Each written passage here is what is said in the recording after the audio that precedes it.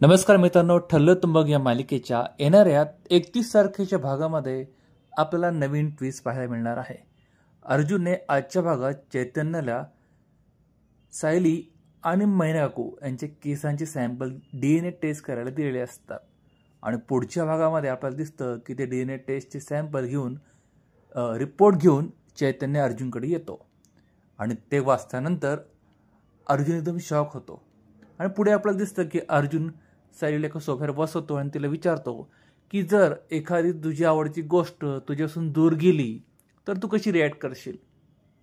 मात्र ती म्हणते की मला वाटलं तुम्ही मला केसविषयी काही बोलायला इथे, तुम्हाला नक्की म्हणायचं तरी काय, नक्की काय म्हणायचं आहे यातून तो संदेश द्यायचा प्रयत्न करतोय। कदाचित त्याला कळलं असेल रिपोर्टमध्ये की हे दोघे म्हणजे मैनाकू हे लोखंडे परिवार हा सायलीचे आईवडील नाही आहेत, पण खरंच रिपोर्ट असा आलाय का काय माहिती।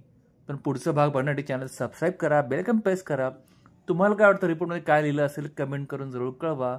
आणि हो, हे व्हिडिओ हा भाग तुम्हाला आवडला असेल, मालिका तुम्हाला आवडत असेल ना तर लाईक आणि शेअर करायला विसरू नका।